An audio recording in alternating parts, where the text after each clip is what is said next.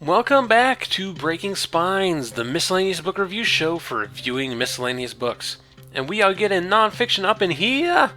Yes, I will be doing nonfiction books in this series, though I promise they'll be at least kind of interesting. I won't be reviewing college textbooks or anything. Today we will be looking at true crime with What Cops Know by Connie Fletcher. Published in 1990 by Villard Books, this is a collection of anecdotes from 125 Chicago police officers in various departments. The anecdotes are split into chapters separated by level and type of crime. These include street crime, murders, rapes, drug crimes, burglaries, and organized crime like the mafia. The selection of officers here are highly varied. Beat cops, detectives, specialists, undercover cops, surveillance, even dispatchers. Most were then active, some were retired. As many women cops as possible, which wasn't too many, a very representative picture of the Chicago police force of the late 1980s. Connie Fletcher's sister had become a cop a decade earlier, which is what allowed her the confidence of these officers who would normally be tight-lipped.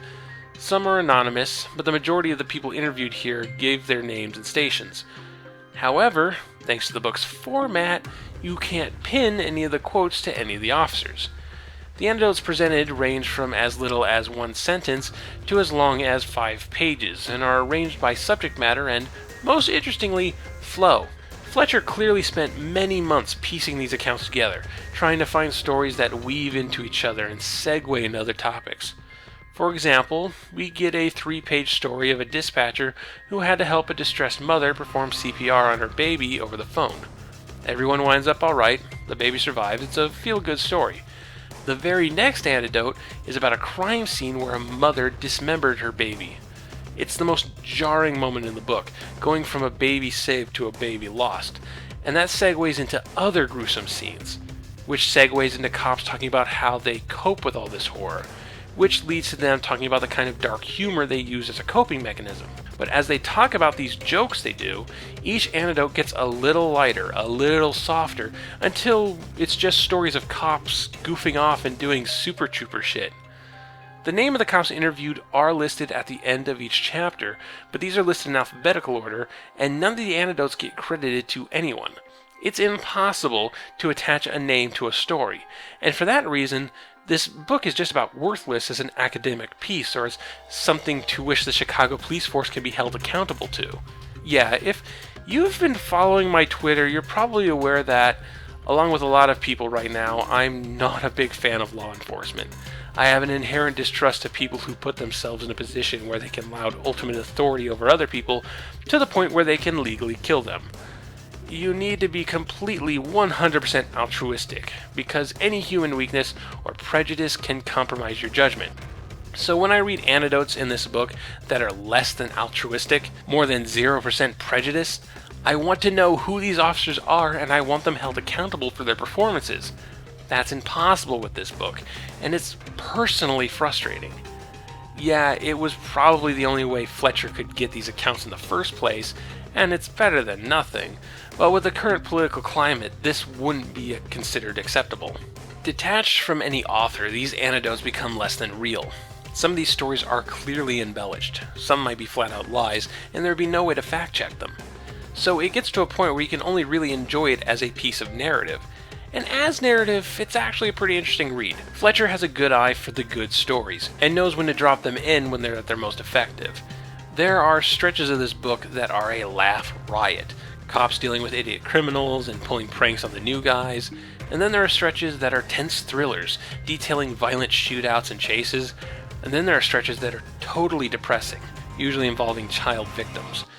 We never stay too long on any of these, so they never wear out their welcome. The format does lose itself a bit near the end. It seemed as though Fletcher might have been running out of material, and not everything in the latter third of the book segues into each other as well as the first 2/3.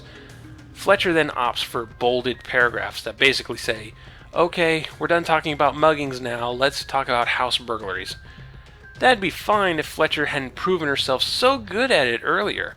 The first chapter on street crime is one of the best edited things I've ever read. It's like the perfect quote collage.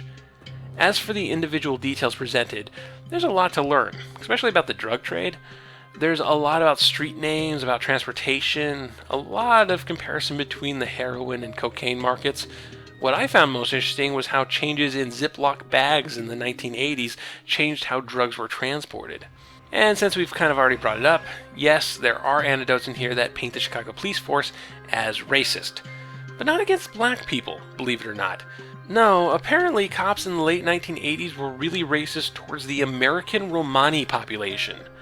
Now that came as a surprise to me, because the Romani cultural presence in the United States has never seemed that strong, though it might seem that way to me as I've never lived anywhere with a sizable self-identified Romani American population. But Chicago cops hate American Romani. The word gypsy gets thrown around a lot, not out of ignorance of the word's meaning like many Americans might do. No, these guys are purposefully using gypsy as a racial slur.